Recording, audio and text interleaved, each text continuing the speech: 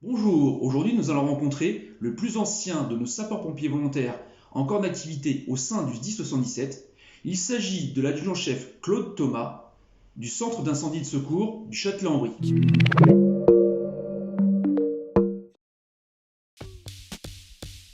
Je me présente, je suis l'adjudant-chef Claude Thomas du centre de secours de Le Châtelet-en-Brie. Je suis rentré SPV le 12 janvier 1975. Et je suis arrivé à l'âge de 16 ans et 3 mois donc, à la caserne. J'ai attendu que le chef de centre soit là. Donc je suis arrivé avec ma feuille manuscrite signée par mon père. J'ai été habillé dans la foulée par le fourrier.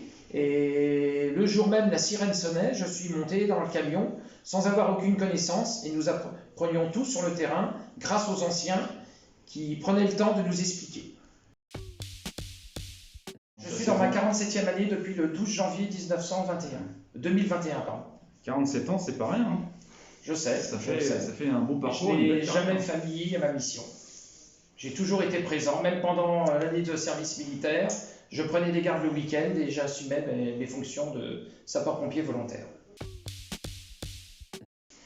J'ai franchi successivement les grades de caporal en 79, de sous-officier en 82 et j'ai été nommé adjudant il y a une vingtaine d'années.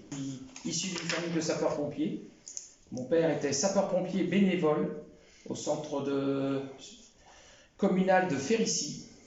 Mon dernier frère est sapeur-pompier volontaire ici. Et j'ai eu également mon neveu qui a été JSP mais qui n'a pas suivi la voie.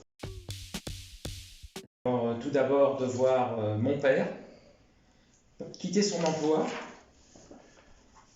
ou toutes ses activités à la maison quand il était sapeur-pompier bénévole au corps communal de Férissi et que la sirène sonnait. À l'époque, on appelait ça la meule pour les anciens qui l'ont connu. C'était quelque chose d'entendre cette sirène qui appelait les sapeurs-pompiers à se déplacer à la caserne pour s'habiller et prendre un départ, parce qu'à l'époque, essentiellement, il faisait que des incendies. Et je voyais mon père sauter sur sa mobilette et partir à ce qu'ils appelaient la remise. C'était une malheureuse remise où il y avait un engin qui n'était même pas un engin pompe, mais qui tractait une motopompe et il se rendait sur les sinistres. Celle-ci était à côté de la mairie-école, soit à une distance de 800 mètres de la maison où nous habitions. Alors une anecdote, oui, j'en ai une qui est mémorable, que je n'ai jamais oubliée, qui ne va peut-être pas faire plaisir à ma hiérarchie. Un soir de manœuvre, nous partons à la zone industrielle du Châtelet-en-Brie, donc ça remonte à 25 ans à peu près. Nous partons avec les engins et nous sommes tombés en panne avec le FPT dans la côte du Châtelet en direction du magasin Leclerc. Et après avoir cherché toutes les causes possibles, il s'est avéré qu'il n'y avait plus de gasoil dans le camion. Alors j'en ai énuméré 2 ou 3, celles qui m'ont beaucoup ému, ça a été l'accident du crash d'avion le vendredi 4 mars 1988, je m'en souviens comme si c'était hier, où un Fokker de la TAT s'est crashé à Machaut, entraînant la cause de la mort de 23 personnes. Et lorsque nous sommes arrivés, c'était un paysage lunaire. Les caténaires de la ligne de tension étaient couchés. Il n'y avait pratiquement aucun morceau d'avion en surface. Il avait fait un piqué de 400 mètres tout droit dans le champ, était enfoui sous la terre. Une autre qui m'a marqué également, c'est le feu de poids lourd TMD de 20 000 litres de super au DEM Club à Panfou. Pareil, dans les années 80, où le conducteur a perdu le contrôle de son véhicule vers le DEM Club, s'est retourné, son véhicule a pris feu, la citerne s'est éventrée et il est mort carbonisé dans sa cabine. Alors, un ou plusieurs regrets, oui et non. Mon seul regret, ça a été de ne pas être rentré peut-être sapeur-pompier professionnel.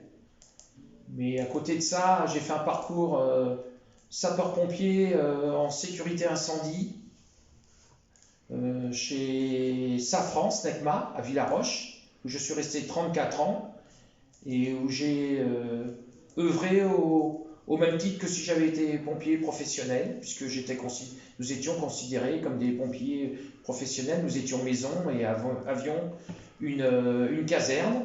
J'ai même été formé pompier aéroport, car nous intervenions sur l'aérodrome de Melun-Villaroche. Alors, je m'adresserai aux jeunes, comme je m'adresse un peu à eux ici, pour ceux qui sont dans cette caserne. Je leur dirais déjà d'une part que ce n'est pas parce qu'on a vu de la lumière qu'il faut rentrer. Si l'on vient, il faut avoir l'envie, la motivation, ne rien lâcher, même si je sais que de nos jours, ce n'est pas facile. Il y a un temps d'attente extrêmement long pour les stages. Mais s'ils ont l'envie, ils réussiront dans la vie et pourront peut-être en faire leur métier ou en obtenir un dérivé. Les sapeurs-pompiers nous offrant quand même quelques bonnes choses. Moi, ils m'ont payé mon permis poids lourd et je leur rends toujours, car à l'âge que j'ai, je conduis toujours les engins. Claude, on arrive à la conclusion de notre entretien et en fait, au nom de l'Union départementale et de la commission communication, on voulait vous remercier. Vous remercier parce que c'est important de mettre en avant des personnages, comme j'ai dit, des personnages comme vous, personnages qui ont fait aussi longtemps et qui auront fait 49 ans, je pense, au sein du SDIS 77, qui ont connu l'évolution du SDIS et les différentes péripéties du SDIS. Est-ce que vous avez un petit mot pour conclure? Pour conclure, oui, je remercie toutes les personnes qui m'ont motivé à être et à rester sapeur-pompier volontaire, chose qui n'est pas évidente de nos jours, vu les contraintes que cela impose.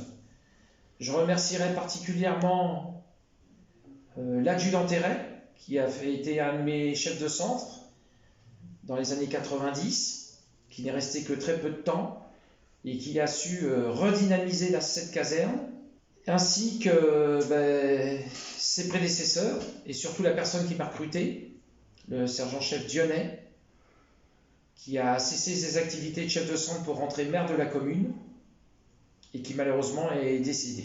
Et je remercie particulièrement aussi l'Union départementale pour tout ce qu'elle nous apporte, ainsi que le SDIS de Seine-et-Marne, et tous les nombreux colonels que j'ai pu connaître, car je les ai tous connus, du colonel Bruel à ce jour le colonel Maestracci. Merci Claude.